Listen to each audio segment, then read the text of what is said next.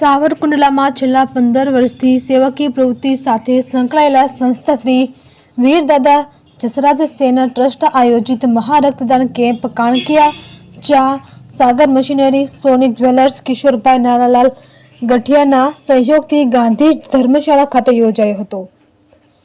આ રક્તદાન કેમ્પમાં ઉદ્ઘાટન પ્રસંગે પરમ પૂજ્ય ભક્તિરામ બાપુ, બળવંતભાઈ મહેતા, ચંદ્રેશભાઈ રવાણી, અશ્વિનભાઈ સાગર મશીનરી, રાજુભાઈ શિંગાળા, મહેશભાઈ જયાણી, કાનાભાઈ મશરૂ, પ્રતીકભાઈ નાકરાણી, જિગ્નેશભાઈ ટાક, કમલેશભાઈ મગિયા, ઓસાભાઈ પઠાણ, રાજેશભાઈ ચૌહાણ, અશોકભાઈ ખુમાણ, કેતનભાઈ હિંગુ, પીસી વંજારા સહિતના મહાનુભાવોની ઉપસ્થિતિ રહી હતી અને આ રક્તદાન કેમ્પમાં એક લકી ડ્રો રાખવામાં આવ્યો હતો, જેમાં 5 ગ્રામનો ચાંદીનો સિક્કો મહુવા દોસ્તાના ભાવેશભાઈ રજનીકાંતભાઈ દોશીને, 10 ગ્રામ ચાંદીનો સિક્કો અને અનીશભાઈ રફીકભાઈ પઠાણને 10 ગ્રામનો સિક્કો અશોક દાદા દવે તરફથી લકી ડ્રોના વિજેતાઓને આપવામાં આવ્યો હતો।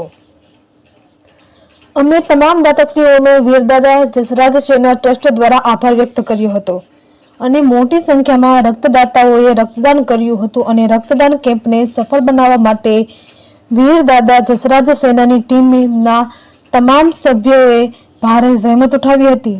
તેમજ વીરદાદા જસરાજ સેના ટ્રસ્ટ વતી હિતેશભાઈ સરૈયાએ જણાવ્યું હતું। રિપોર્ટર યોગેશ ઉનડગઢ, સાવરકુંડલા।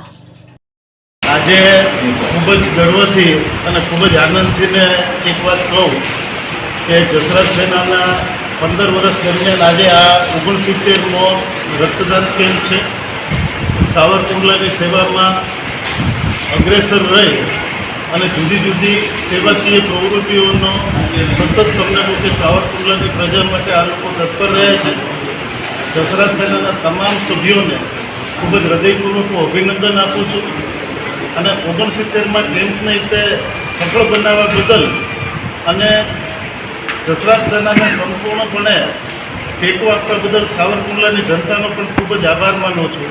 એટલું જ કહીને વિરમું છું। જય હિન્દ, જય ભારત। હિતેશભાઈ, આજે વીરદાદા જસરાજ સેના ટ્રસ્ટ દ્વારા બ્લડ કેમ્પ છે, શું કહેશો? શ્રી વીરદાદા જસરાજ સેના દ્વારા 15 વર્ષથી સેવાકીય કાર્યક્રમો ચાલુ છે। તેની અંદર શાંતિરથ, મોક્ષરથ, પછી એમ્બ્યુલન્સ સેવા, ગરીબ લોકોને દિવાળી દરમિયાન કીટનું વિતરણ થાય છે। પ્લસ આની અંદર અમે બ્લડ કેમ્પ પણ કરીએ છીએ। આમાં 69મો બ્લડ કેમ્પ છે અને સાવરકુંડલાની પ્રજાને બ્લડની ખૂબ જ જરૂરિયાત હોય, ઉપર બ્લડ બેંકમાં પણ બ્લડની ખૂબ જ જરૂરિયાત હોય, તે નિમિત્તે આ બ્લડ કેમ્પ કર્યો છે અને ઓછામાં ઓછી 100-125 બોટલ થઈ જાય તો અમારો ટાર્ગેટ છે।